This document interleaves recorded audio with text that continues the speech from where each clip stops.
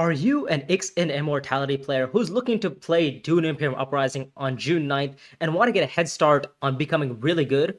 Well, this video is perfect for you. We're going to be getting through 3 habits that you need to break before the release of Uprising.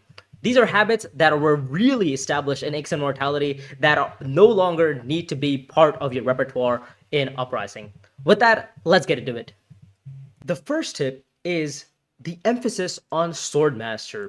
So in order for me to show you why Swordmaster is not important in Uprising, I'm going to take you through the exact 3 reasons why I believe it is important in Ixen Immortality so that I can debunk each and every one of those reasons and explain to you why those reasons are no longer valid in Uprising. And with that, you'll be able to understand why it's not as much important at Uprising, so that when you go and play your Uprising games, you don't absolutely hammer down Swordmaster and make a huge mistake.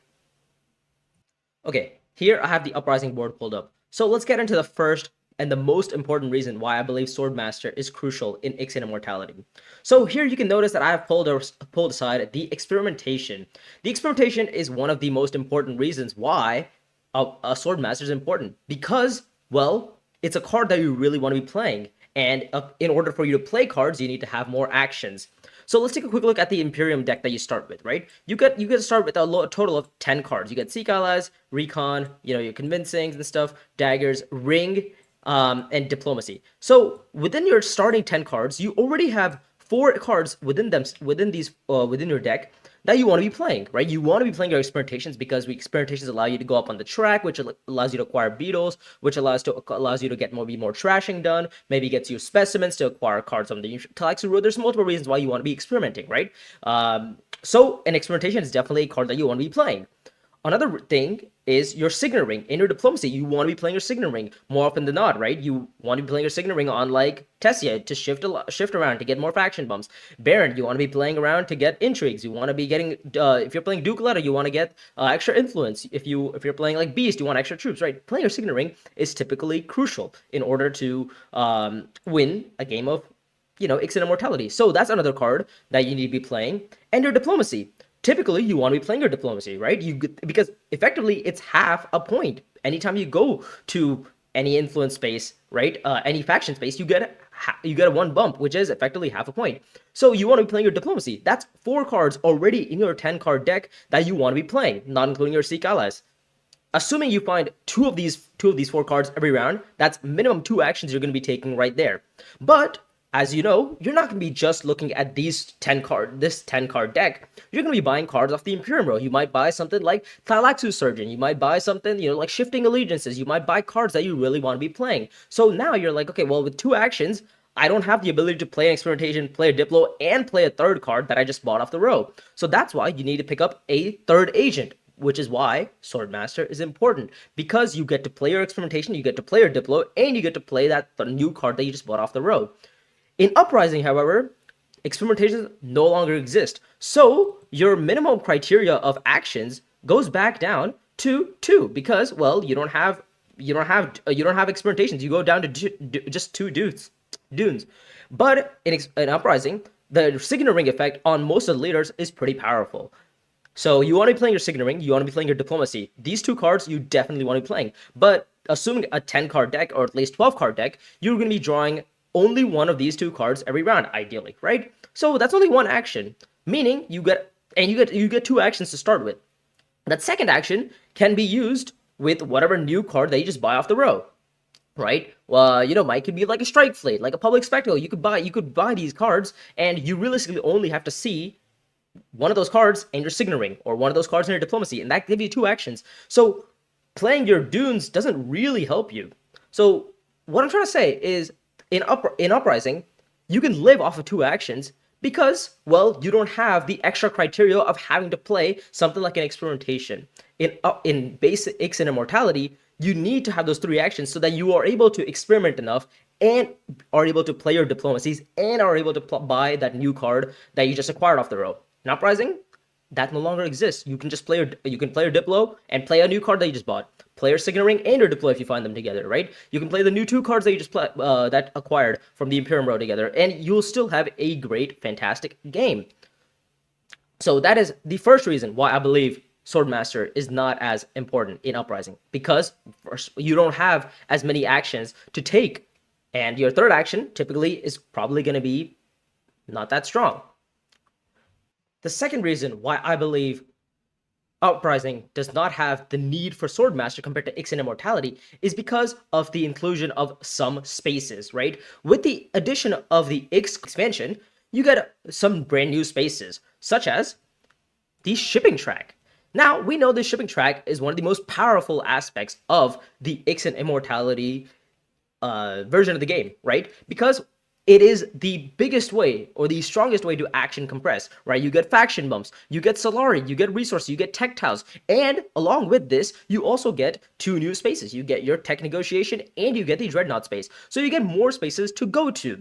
So in Ix and Immortality, with these extra actions, having Swordmaster allows you to go to something like smuggling, allows you to go to something like interstellar shipping, and also allows you to go to like a more important space, like maybe like Arakeen to deploy troops and draw cards. Maybe even go to something like Hardy Warriors and deploy it, Highliner to deploy, right? Maybe go select a reading to draw cards. So you need to be able to have three actions so that you have the ability to go to some like an important space like shipping, and then also have another two actions to, go to other spaces like playing your diplomacy to a faction space or going to Arakeen to deploy into combat.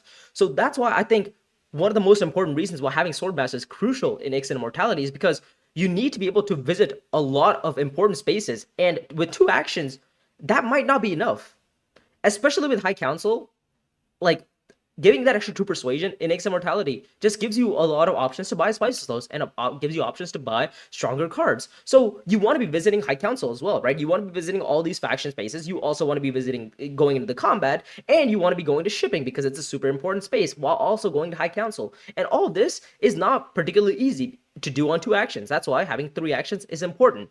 But in Uprising, we get rid of this board, right? There's no more of this board. There's no board. Now let's take a look at what changes in Uprising. This is the Uprising board, right? We have the shipping track. We still need 2 influence on. But this track is not as action compressing as, say, the old track, right? Getting like, bumps, troops, and everything, you got all of those resources versus shipping 2 times. But here, you have to not only spend 3 spice, but you only get 5 Solari in a faction, and you need 2 influence on it, right? So it's not as much action compression, and I think that's good, right? Because players might not be pushing so hard for this track. So this is one space that's not even that important to visit. Same with accept contract. Smuggling used to be very strong, right? It gives you the option of going to smuggle, which gives you Swordmaster. You could even smuggle 3 times and get the whole value of the shipping track, right? You got a lot of value from visiting smuggling. It gave you a Solari. Accept contract. This space gives you a contract, right? And those contracts may be good and generate Solari. Those contracts may be bad. Maybe they're generating troops. Maybe they're generating like influence that you might not necessarily need. So going accept contract is not that great of a space. So visiting these 2 spaces is not particularly important. The other thing is, in Ix and Immortality, well, you had a new space for tech negotiation and dreadnoughts. Those spaces no longer exist. You're gonna be back with Assembly Hall and Gather Support. Again, Gather Support is not that strong of a space, so visiting it does not really get you much value. Assembly Hall could be good, right? It's like the old Hall of Oratory. It gives you an entry. Assembly Hall is definitely a space you might want to visit. So this is 3 spaces already that were super important in Ix and Immortality that you kind of wanted to visit, but now are not valued as much in Uprising. Now, another space is privilege, right? Imperial privilege. You need to have Solari to go there. You need to have 2 influence on Emperor to go there. And it's another space that you particularly cannot visit because it's super expensive and you prefer to get like High Council or Swordmaster instead, right?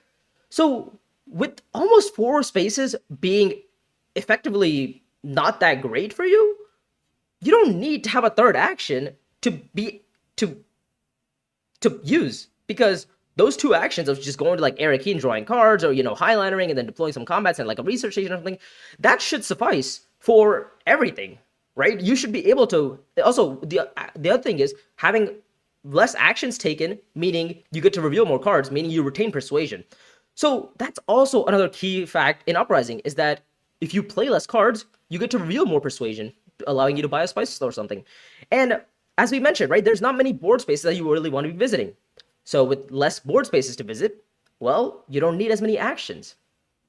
So that's why, well, that's one of the other reasons why in Uprising, Swordmaster is not important, because, well, you just don't need to visit as many board spaces in order to do what you need.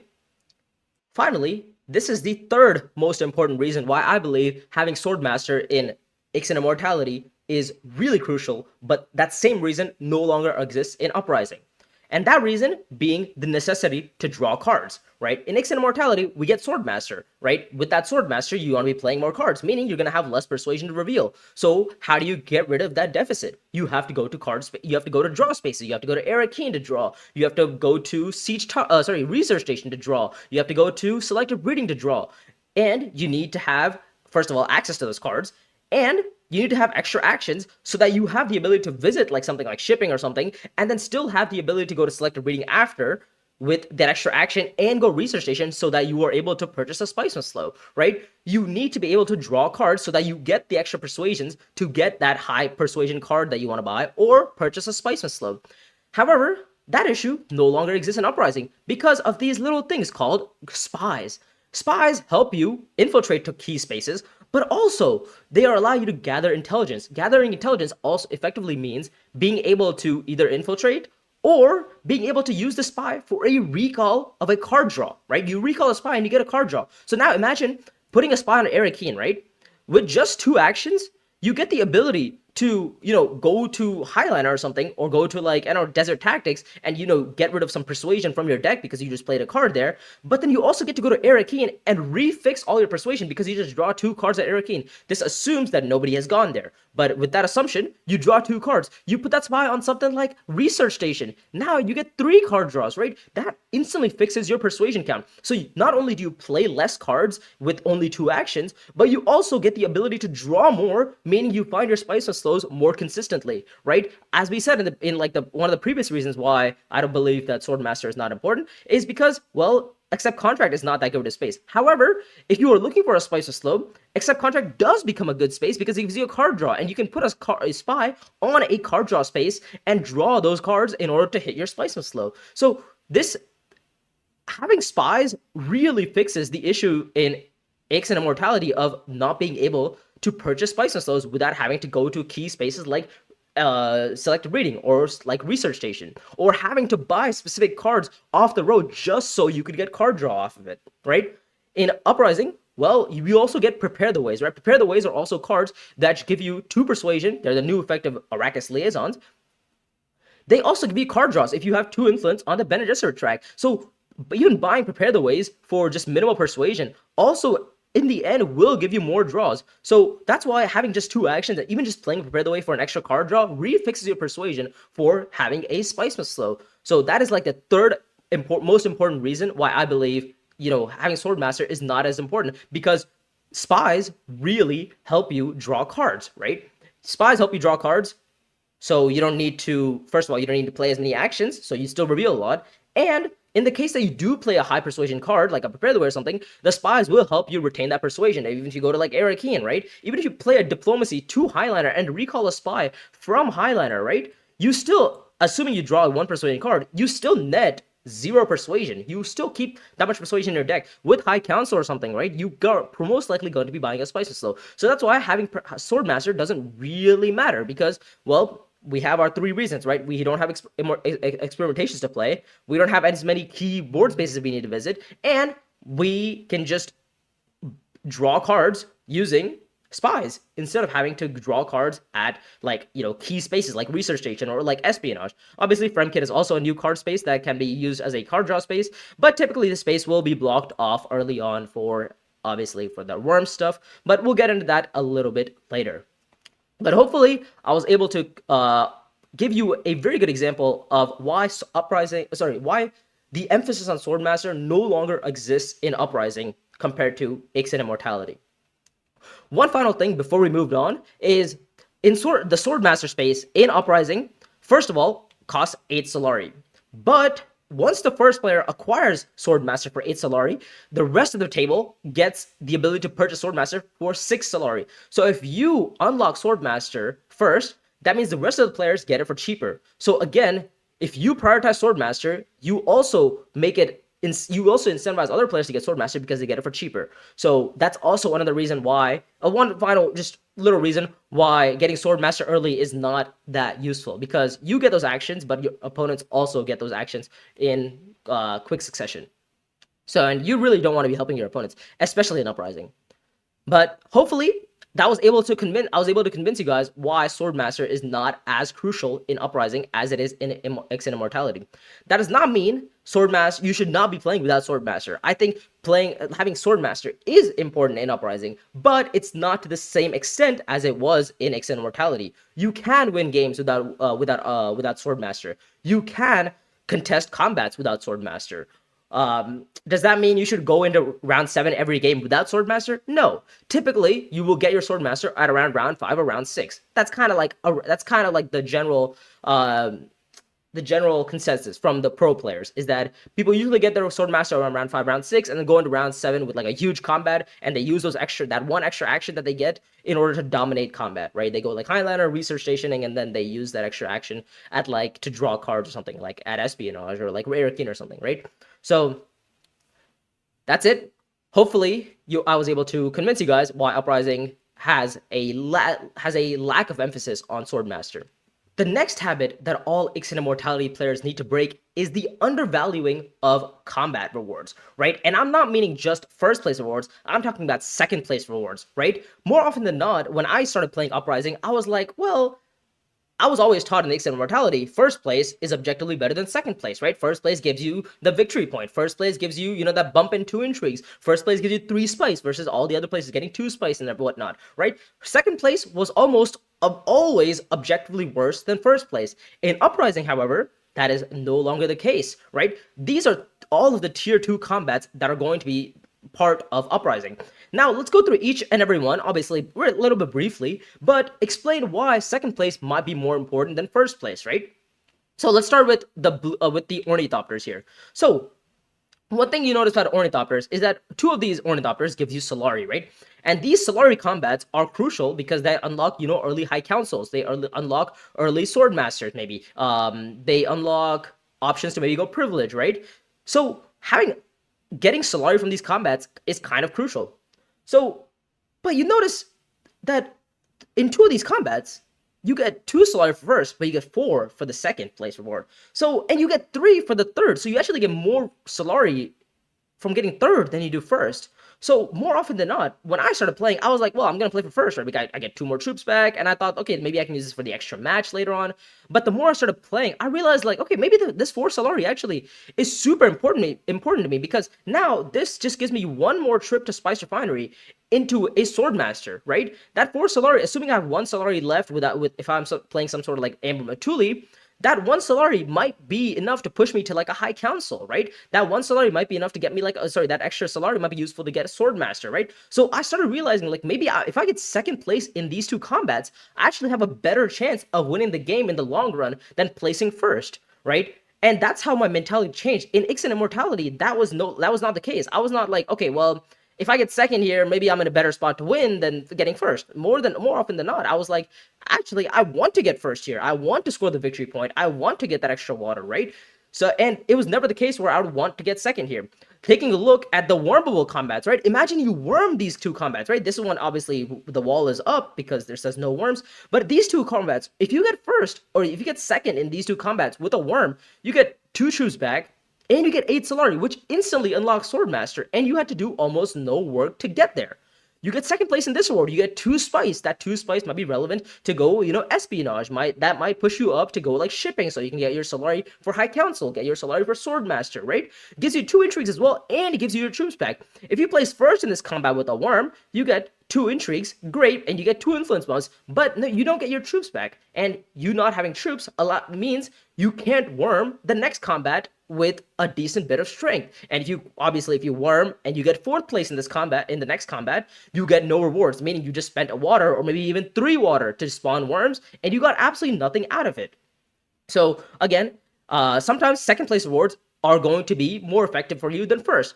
I understand that in this specific combat, getting first is really important with worms, especially because it gives you 2 influence on Emperor, which unlocks privilege access, gives you 2 spies, which unlocks future draw, and then the 4 Solari is also really important. So I can understand playing for first in these combats, but in these 2 combats, I actually sometimes like playing for second and third. Even in this combat, I sometimes like playing for second. It depends on my position in terms of how I'm getting Swordmaster or how I'm going to be getting High Council.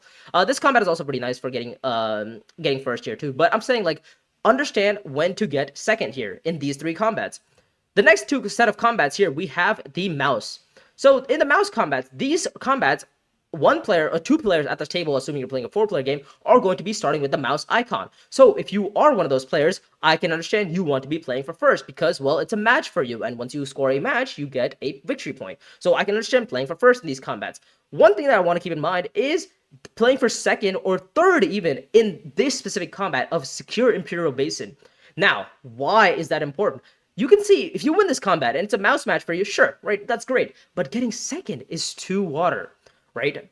A great flat used to be 2 water. So if you got second in this combat, you instantly got 2 water back.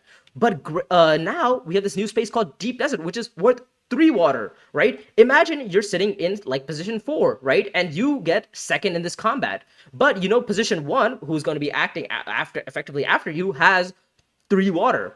And they don't harvest on Deep Desert, and if you get second in this combat, you jump from 1 water to 3 water, and you actually take Deep Desert away from them, and you get to harvest that 6 or 7 or 8 juicy spice just sitting there to use for your highlighters, to use for your shipping stuff, right? And this is one way where placing second is actually more important than placing first, because the 2 spice that you get from Imperial Basin and the flag might only generate you possible 4 spice, but you getting that Deep Desert right now might generate you 8, right? And that is a huge swing of tempo in your favor, and that might win you the game, right? I've had multiple experiences where I was originally planning for Deep Desert, and this combat shows up, and I instantly realized like, oh shoot, I'm not going to be seeing Deep Desert anymore because somebody's going to place second in this combat and they're going to be ahead of me to take Deep Desert. So this has often ruined my games, and hopefully it doesn't ruin your games.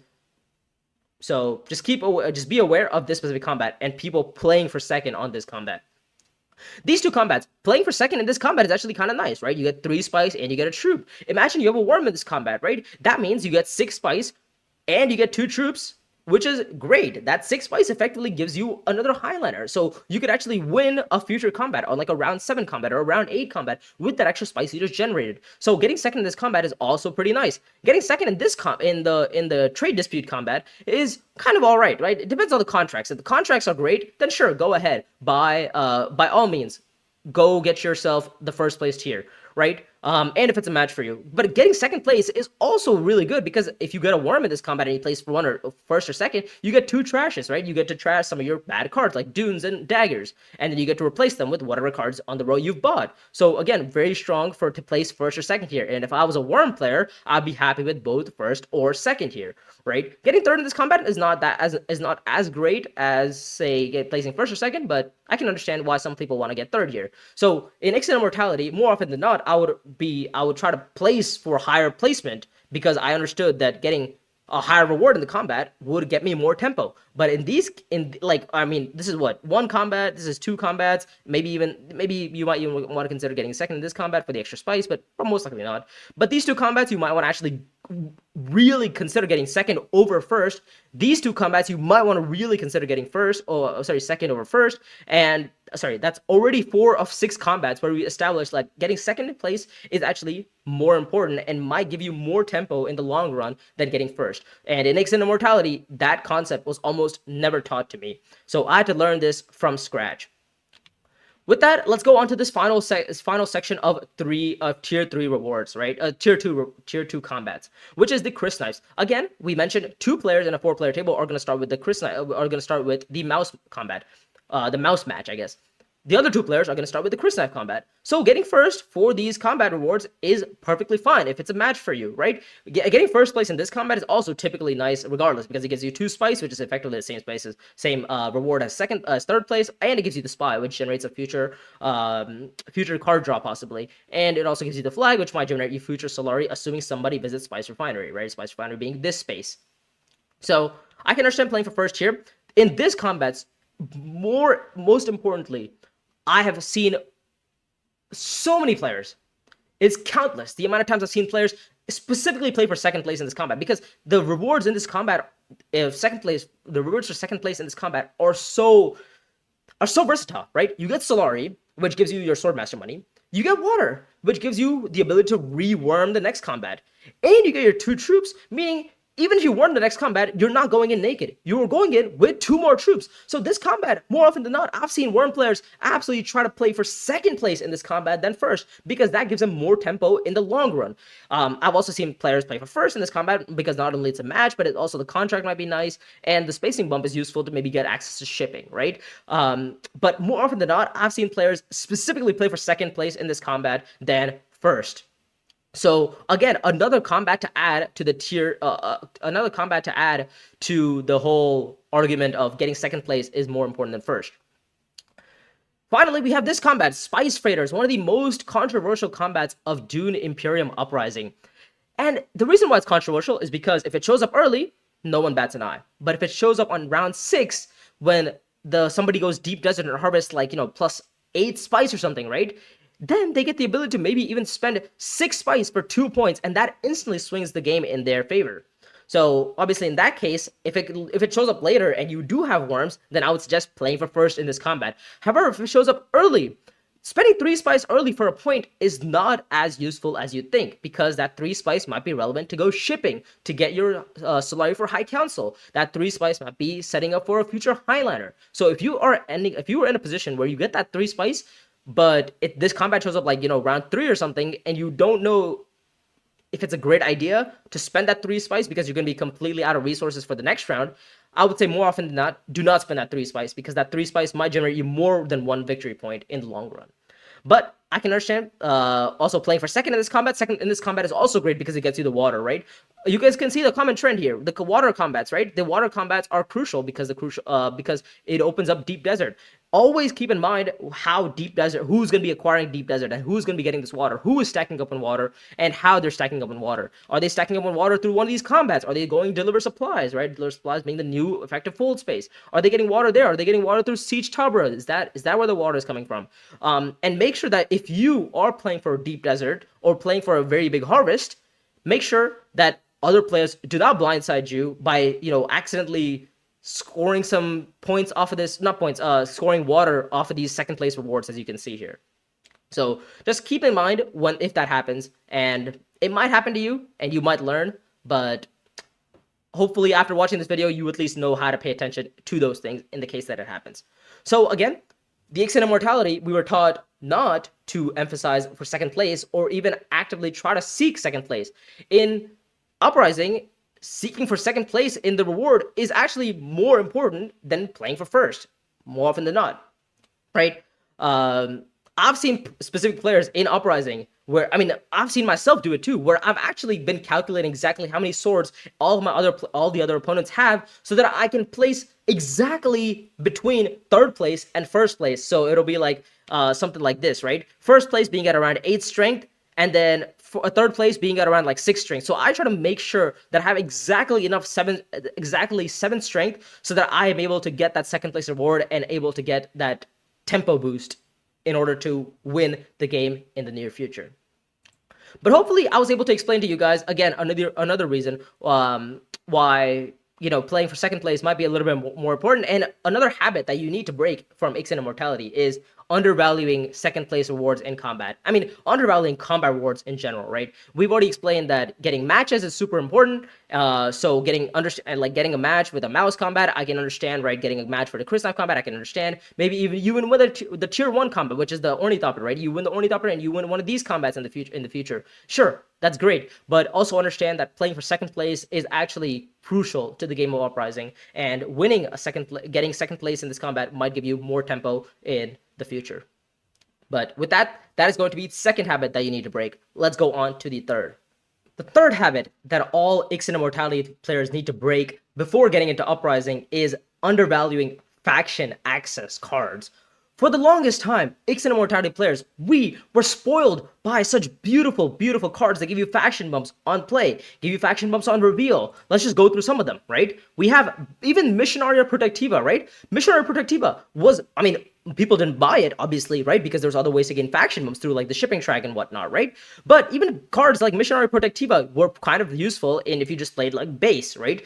Because it gives you faction bumps on play, right? Even with another Benderset card. Another card being Negotiated Withdrawal, getting an influence on reveal was huge. So you didn't actually have to work to get influence. You didn't have to buy stuff like another Diplomacy. You didn't have to buy cards that give you access to those spaces because stuff like Missionary Protectiva, Negotiated Withdrawal would give you those influence, right? We were spoiled by In the Shadows, one of the most broken cards in Ix and Immortality, and this card just gave you influence without having to work a single bit for it because it gives you influence on reveal, gives you influence on discard, gives you influence on play. This was one of the most broken cards in the game, right? And again, it has no faction access. So more often than not, you wouldn't need to pick up some sort of card like, you know, even like a space-time folding, or sorry, some like a space travel, or even some basic cards like Thufir, because, well, In the Shadows was just so much better, right? And well, we were spoiled by stuff like Shifting Allegiances as well, right? Another card which has no faction access, but still gives you influence, right? And there's 2 copies of this. There's 2 copies of In the Shadows. There's 2 copies of Missionaria Protectiva. There's a lot of ways that people can score a lot of influence without having to actually visit these faction spaces, right? Let's go to another one. Chome Directorship, one of the most strongest cards in the game in Ix and Immortality, because it gives you 4 influence on purchase, and it gives you 3 Solar and Reveal, which is not that important, but it gives you 4 influence on purchase. So we were spoiled by such strong cards that wouldn't actually have to make us go to visit faction spaces, right? Spice Smugglers, although it's a very weak card in Ix and Immortality, it does basically what Missionaria does, right? It gives you an influence on play, right? Again, another way for you to not actually have to visit a faction space to still get another faction influence, right? And finally, we have Firm Grip, right? There's obviously some other cards that are probably left out in here that give you influence, but these are mainly the ones that I've highlighted because they give you influence on play and possibly influence on reveal. These cards no longer exist in Uprising. As a matter of fact, there's not many cards in Uprising that give you extra influence bumps on play or on reveal. So in order for you to get those minimum faction requirements, you need to actually visit these spaces, right? You need to buy that extra Thufir. You need to buy even stuff like, I don't know, like space travel, so you have access to Highliner or Deliver Supplies when you actually need that, when you actually need to go to those spaces, right? Or if you just need to get that extra influence bump so you can actually score your friendship point or get your alliance, right? You need to buy faction access cards off the Imperium row in order to hit those minimum requirements of hitting your friendships. In Ix and Immortality, we didn't have to worry about hitting all our friendships. First of all, because we had the shipping track. We had a lot of these powerful cards which gave you influence on play. We had a lot of cards that had a good bit of faction access on them, stuff like Talexus Surgeon, right? They give you a lot of faction access, and you actually wanted to play those cards, right? Even stuff like on reveal, right? You would get stuff like Negotiated Withdrawal, which gives you an influence bump on reveal, which was very, very strong. Stuff like Throne Room Politics, right? Gives you an influence bump on reveal, was very, very strong. And you didn't have to actually play these cards. So in Uprising, that no longer exists. We need to actually work for all of our influences, right? The shipping track also gave you a lot of influence, so again, you didn't actually have to visit these faction spaces to get influence. Another thing was you could also use the experimentation track to get influence, because there's that one on like the 5th or 6th tier which gives you an influence point. So there was actually multiple ways to reach a lot of influence. There's a lot of cards in intrigues, that gave you a lot of influence, right? Stuff like Favored Subject, stuff like Secrets of the Sisterhood. These straight up just gave you 1 influence point, which is effectively half a point. Those intrigues no longer exist in Uprising. Even the Uprising intrigues are a lot weaker than the Ix and Immortality intrigues, because you need to work for all of your influences. You need to work for all of your points. So in Uprising, for all the players who are transitioning from Ix and Immortality into Uprising, you need to keep in mind that you need to be buying faction access. Quickly, I'm going to be laying out some of these cards from Uprising that are going to give you faction bumps on play or on reveal. Let's get into it. One of the most despised card of Uprising, the reason why it is banned in the community mod, and reason why it is banned on several tables, Guild Spy. It is way too cheap and gives you a lot of power in the game, right? Let's take a quick look at what it does. It gives you a spy on reveal, on purchase, sorry. It's only cost 3. Gives you spy access. Spy access, by the way, is just access to any space where you have a current spy. We can talk about that later, but The on-play effect is not that great, right? You discard a card to draw a card, and then it's like a truth stare, and then if you discard a spacing card to get an intrigue. Not that great. However, the strongest part of this card is the reveal effect. It gives you 2 persuasion, but not only that, but it's the main reveal effect that is strong, right? If you acquire the Spice Must Slow this turn, gain influence where on each faction where you are spying on, right? That means if you have a spy on Fremen, if you have a spy on Bene Gesserit, and you have a spy on Spacing Guild, you have these 3 spies, meaning you buy a Spice Must Slow, and instantly that Spice Must Slow not only will generate you 1 point on its own, but also generate you 1.5 points on reveal because it gives you an influence on Fremen, gives you an influence on Benny, gives you an influence on spacing, right? And if players are not going to be blocking you on these 3 spaces, it is going to be very easy for you to score those it's going to be very easy for you to score those faction points and run away with the game. So Guild Spy, again, very strong card. Is the only one of the only few cards in Uprising that gives you influences on reveal. The next card we have is Steersman. Steersman, it gives you an influence on reveal. It's the new Kwisatz Haderach, right? But it only gives you access to spacing. So it's not even the greatest Kwisatz Haderach, right? It gives you allows you to recall an agent. So it's a very dumbed down version of Kwisatz Haderach. So I would say like this card is very, very strong, probably the best card in Uprising, but again, it doesn't give you influence. It gives you it gives you only access to spacing and only gives you 1 spacing guild bump. So it's not as strong as even something like Chom Directorship, which effectively gives you 2 points on purchase. So Steersman, an 8-coster, doesn't have much faction access, right? And it gives you only 1 influence, and it costs 8. Shishakli, it's a 4-coster, but the only way for you to get influence on this card is by a Fremen Bond, and getting Fremen Bond is not particularly easy because there's not many, well, there's a lot of Fremen cards in the deck, but building your deck around Shishakli might not be the easiest thing to do. But yeah, that's the Fremen Bond reveal from Shishakli. Then we have our Public Spectacle. It only gives you spy access again, and if you recall a spy this turn, you get an influence bump wherever you want. This card is also very, very strong, right? I would suggest maybe early revealing for this card. It's one of the strongest cards in the game, but it's also one of the only few cards in the game that gives you influence bumps on places without having to actually visit a faction space. So very, very strong card. Again, as you notice, right, there's only 1, 2, 3, 4, 5. There's 2 copies of Spectacle, so 6. 2 copies of Spacing Guild Favor, 7. There's like a total like maybe 8 to 10 cards in the deck that give you some sort of influence on play or on reveal. So very scarce ways to actually score influence bumps other than simply just buying faction access cards, right? Even something like the Truth Trance, right? Just another diplomacy in your deck might give you that extra access to go to something like Deliver Supplies, or maybe even visit Secrets just to get your influence points on the Bene Gesserit track. Maybe even go Contract to score your influence point on the Emperor track, right? It is super, super nice for you to actually just have faction access in your deck because obviously not everybody is going to be acquiring these cards, and more than often than not, these cards may not show up on the row. Especially with the removal of atomics from Ix and Immortality. Well, it's not the removal, it's just there's no atomics in Uprising. What is going to be on the row is going to stay on the row. So if there's bad cards on the row, they're going to stay there. At least in Ix and Immortality, from what we know, you can always atomics for a great card, right? You might atomics for Shifting Allegiances, and you get a completely different row, right? You might have a terrible row in the start, and once you atomics, then the row becomes all good, right? You get In the Shadows, you get Negotiated Withdrawal, you Shifting Allegiances all in one row, and 3 different people buy all these cards, and everybody's going to have a great influence game. That's not the case in Uprising. So quickly, going back to another card that gives you influence bump on reveal is the Spacing Guild's Favor. However, the influence bump is extremely, extremely expensive. 3 spies for an influence bump is not very... It's not a very good use case of using your spice. Because, well, 3 spies for a bump is great. But if you just take a quick look at the shipping track, you spent 3 spice for a bump here anyways. But you also get 5 Solari. So that 5 Solari might give you high council and whatnot, right? So spending 3 spice here for the actual bump might not be useful. I'm not saying I haven't ever done it. I've done it. I've used it to take multiple people's alliances. I've used it to get my friendship so that I have access to like privilege or access to Fremen, right? I've used it multiple times. Don't get me wrong, but it's not the most useful way to use my spice. And finally, the new 8-coster, the new Chom Directorship of this game, Overthrow, 8 Persuasion, gives you basically a repeated power play for those of you guys who are playing Ix and Immortality. Power play was the card that gives you 2 influence instead of 1 on any track that you visited to. Power play, again, also had access to all the 4 faction spaces, right?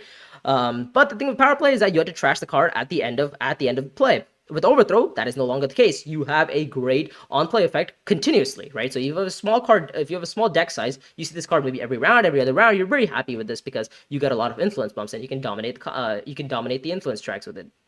So these are some of the cards that I've laid out here that give you a lot of mobility in the faction track. in terms of actually getting stuff on reveal or getting stuff on play. But you can see two of these cards are one of the most expensive cards in the game, so you're not going to be seeing them much often, and maybe not be able to pick them up as much, as often. Public Spectacle, you're probably not going to be seeing this card because other players are probably going to early reveal for it. And with the size of the Imperium deck, there's more often than not, you might not be even seeing any copy of Public Spectacle because, well, there's no atomics, right? Spacing Guild's Favor is a great card, right? It has 2 Persuasion Reveal. I would not say don't buy it, but spending 3 spice per point is not particularly great. I've seen players open reveal for Guild Spy. It's the new TM, right? People would just, without taking any actions, just take the first action of revealing for Guild Spy, and that would be their game. And it would be a great game because they would still end up with a very good chance of winning the game. Have I done it myself? Absolutely. Have I won the game doing it myself? Absolutely. But that's not what we're here to talk about. We're not here to talk about the specific strongest cards in the game. We're here to talk about what habit you need to change. And the habit is you need to pick up access on the row. You need to pick up stuff like these, right? Guild Envoy, 3 Persuasion card, basically another Diplo, right? If you discard a card, if you discard a Spacing Guild card, you get 2 card draw. One thing to keep in mind is Spice Must Slows are also Spacing Guild cards, right? So you can actually discard a Spice of Slow and draw 2 cards. So it's a super nice card. Super versatile card, gives you a faction bump on play, gives you the ability to draw cards as well. Wheels on the Wheels, the reason why it's strong is because it gives you spy access, right? Imagine spying on a faction space, right? Imagine you spy on Fremen or Benny or Emperor, right? You actually get the ability to play something like Wheels Within Wheels to that space and get a faction bump, along with maybe possible additional rewards. Wheels Within Wheels being one of the stronger cards in the game, right? Reliable Informant just gives you a spy, but it gives you an influence on spacing. So again, very nice card. You might want to pick it up because of a faction access, right? Going to Highliner during that crucial time, Reliable Informant will get you there. So I would suggest like buying cards off the road that actually give you access. Even stuff like Imperial Spy Master, although it's not the greatest card in the game, right? Because you first of all need to have a spy down to actually use this card to get the full value out of it, because then you get an intrigue. But even simply just having access to go Emperor, so maybe you go to Sardaukar because you need to refill your troops so that you can fight next combat. You need to get an intrigue, you need to get an influence bomb. This card is fantastic, right? I would suggest buying cards just off the row that have minimal access on it, because that'll at least guarantee that you get your friendship when you need it. So that is the final habit that players need to break before they transition from Ixen Immortality to Uprising, and that being the importance of buying access off the Imperium row. But with that, we'll call it there. Hopefully you guys enjoyed this little short video of explaining how to change your mindset from Ixen Immortality into Uprising. The 3 habits that we have finally laid out that you need to change is the emphasis on Swordmaster, the emphasis on getting second place rewards in combat, and specifically targeting your combats better, and third, buying faction access off the Imperium row. Because if you don't buy faction access on the Imperium row, I guarantee that you're most likely not going to be getting all of your influences on the tracks. But with that, we'll call it there. If you guys enjoyed today's video, make sure to like and subscribe for more. I'm going to be playing a lot of Uprising. I would probably say I'm one of the experts on Uprising. There's a video of me winning winning money at the final table at one of the Mr. Beast Dune Imperium Invitationals. If you guys want to go check that out, that'll be in the link in the description under Cheeseable's channel. So I'm going to be playing a lot of Uprising. I'm going to be doing a lot of strategy guides. If you guys want to be if you guys want to be notified for that, make sure to subscribe to the channel and have notifications on for when those videos come out, because I can tell you they're going to be super crucial for how you think about Uprising. But with that, we'll call it there. Thank you guys for joining me today in today's Consoles video. We'll see you guys again later.